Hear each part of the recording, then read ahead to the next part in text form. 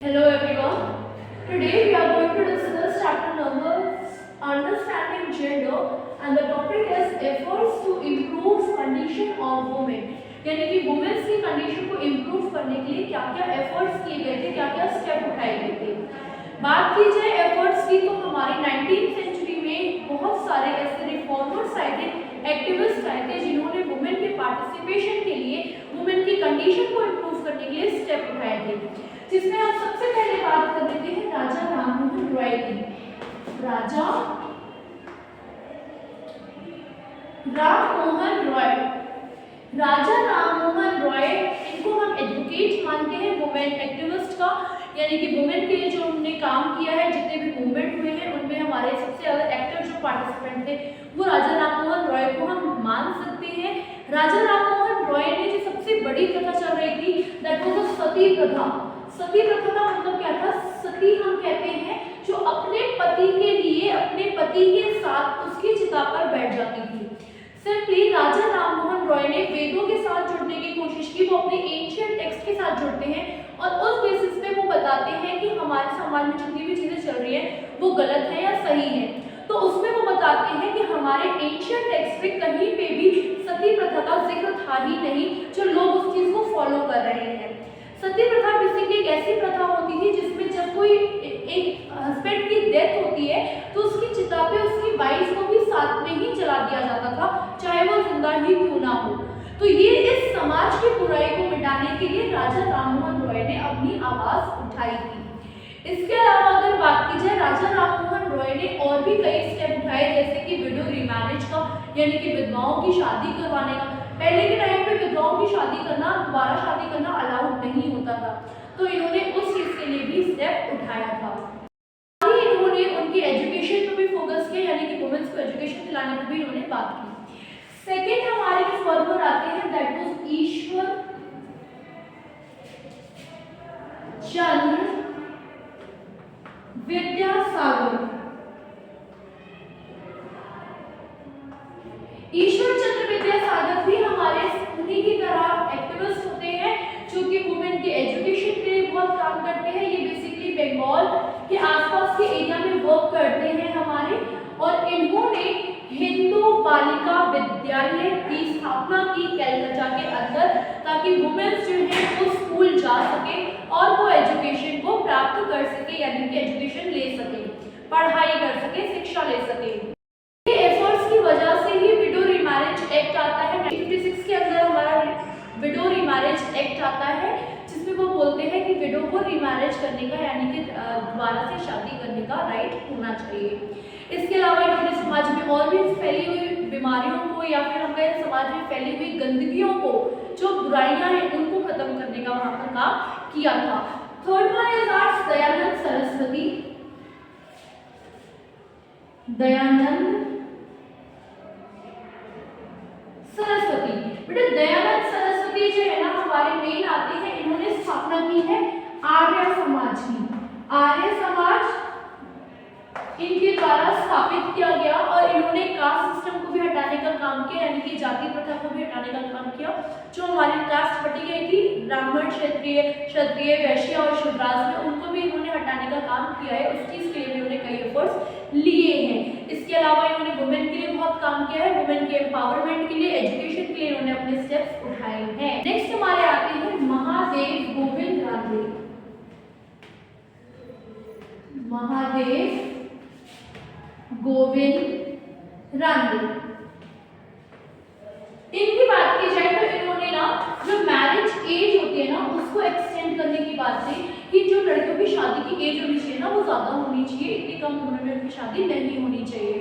इसके अलावा महादेव गोविंद रानडे ने हमारी सिर्फ एज ही नहीं, उन्होंने एजुकेशन की भी बात की है। उन्होंने जो पितृसत्तात्मक सोच बैठी हुई है ना, यानी जो पॉलीगैमी है ना मेन के द्वारा एस्टैब्लिश की गई है, उस चीज को भी उन्होंने यहाँ पर खत्म करने की कोशिश की थी। महादेव रानडे जो है हमारे, गोविंद रानडे जो है वो हमारे सती प्रथा को लेकर, या फिर अगर हम बात करें जो विडो रीमैरिज हमारा आया था, तो रीमैरिज के एसोसिएशन के लिए एसोसिएटेड थे, उससे जुड़े हुए थे, यानी कि उस एसोसिएशन से जो रीमैरिज वगैरह करवाते थे विडोज की, उससे जुड़े हुए थे।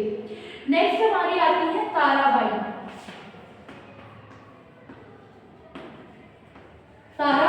बाई। ताराबाई शिंदे इनका पूरा नाम होता है और ये जुड़ी हुई ये है हमारे महाराष्ट्र से बिलोंग करती है बेसिकली। इनके बारे में जान लेते हैं कि ताराबाई शिंदे थी कौन या क्या करती थी, क्या इन्होंने क्या स्टेप उठाए थे। शिंदे जो है बेसिकली वो महाराष्ट्र पुणे से बिलोंग करती है और जो ताराबाई शिंदे थी इन्होंने उस समय पे जो इनके वर्ड्स थे, इनके जो थॉट्स होते थे वो चैलेंज करते थे कस्टम्स को और ट्रेडिशन को जो हमारे समाज में फैले हुए थे। ये उस समय की बहुत ही महान नायिका के रूप में हम इनको कह सकते हैं जिन्होंने बेसिकली स्त्री पुरुष तुलना नामक एक किताब भी लिखी है जिसमें वो कंपैरिजन बताती है स्त्री और पुरुष में यानी कि मेल और फीमेल के अंदर। ये उस कंपैरिजन को खत्म करना चाहती है बेसिकली और ये जितनी भी समाज में फैली बुराइयां हैं उनको खत्म करना चाहती है। ये पैट्रियार्कल सोसाइटी यानी कि पितृसत्तात्मक सोच को खत्म करना चाहती है। इसके अलावा ये कास्ट सिस्टम के भी विरोध में अपनी आवाज उठाती है। नेक्स्ट नेम इज बेगम रुकैया शेखावत।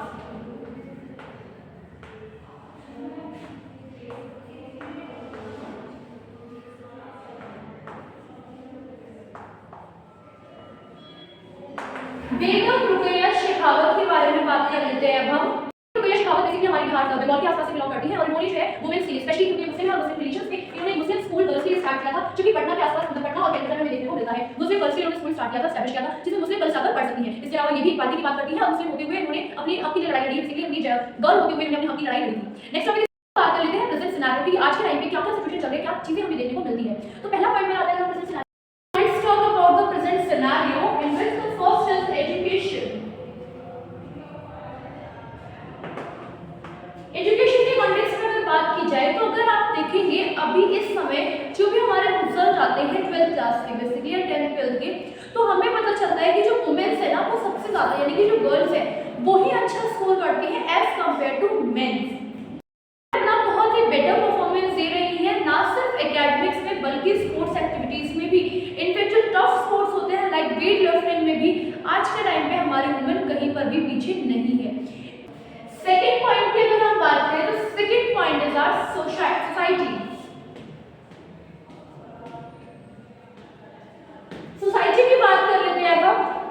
बात की जाए तो आज के टाइम पे वुमेन्स को इक्वल राइट मिल रहे हैं, वो लोग इक्वली स्कूल जा रही हैं।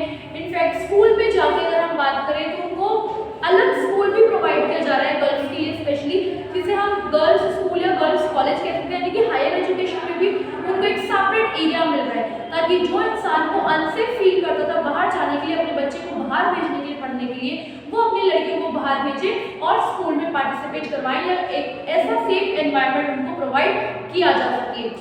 Third point is our personality growth.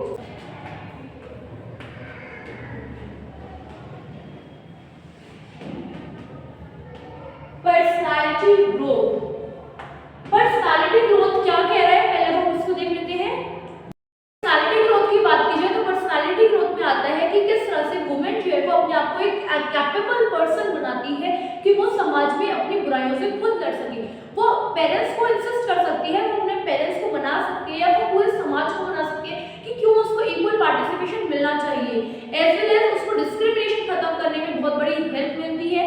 वो ये इस चीज के अवेयर बन जाती है कि वो किस तरह से उसको काम करना है करना नहीं है।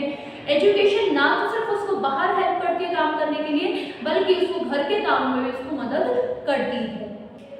Next point was our government policy. Government की पॉलिसी लेके आती है तो बहुत सोच समझ के लेके आती है। इसमें हमारी एक पॉलिसी जो कि मूल साबित हुई that was the mid day meal.